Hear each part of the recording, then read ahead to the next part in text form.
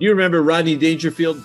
He used to always talk about he got no respect. No respect at all. No respect from his kids, no respect from his wife, no respect from other people, no respect even from his dog. He said, my dog kept barking and barking and barking, and it wasn't that he needed to go out, it was that he wanted me to leave. No respect at all.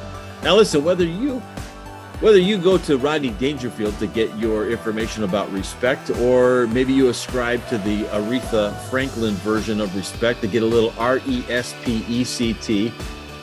We talked about respect this week in our Passport to Growth community, where we talked about what does it mean to live out the value of respect. Now, the definition that we talked about is respect is recognizing that someone has value and then treating that person accordingly, recognizing that somebody else has value.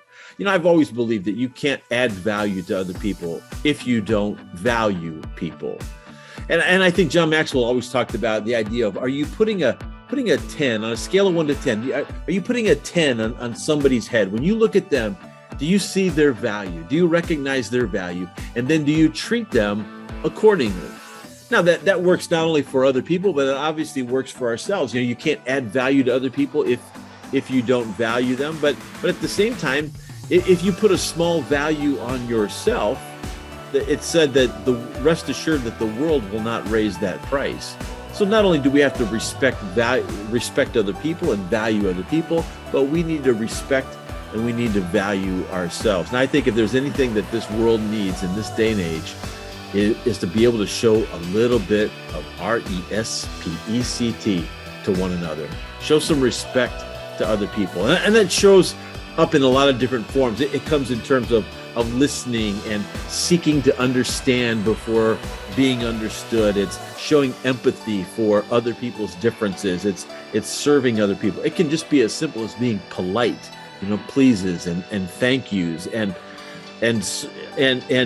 demonstrating gratitude and affirming people. I mean, all of those ways are ways to build common ground with other people when we show them respect. And I think that's the value that we're supposed to live out, is be able to respect other people. And sometimes people get so frustrated because others aren't respecting them. But I think the leader's job, I think our first step is always to show respect to other people first. So let me ask you this question to think about this week is how do you treat other people? How do you respect other people? Other people in particular who are different than you. Maybe they look differently, they talk differently, they maybe are in a different socioeconomic level than you are. Maybe they come from a different background. Maybe they vote differently than you. They think differently. They have a different set of values. Are you able to show respect to those people? Are you able to show respect to people that you disagree with? I think that's a key question for us to ask. You should be able to still be respectful and respect other people. So I want to encourage you this week to do 3 things. First of all, is to practice the golden rule. You want to get respect other people the way that you would like to be respected. That's the first thing. The second thing is to just demonstrate a little bit of humility. And I think humility is part of that. It's that listening. It's being willing to say, I don't know it all. I don't own the court. I don't corner the market on truth and everything that is right. And I have something to learn from you, and maybe you have something to learn from me. But I think it's demonstrating a little bit of humility that way. And then the third thing is to stand firm yourself and to stay true to yourself, to your principles, to your values, to who you are.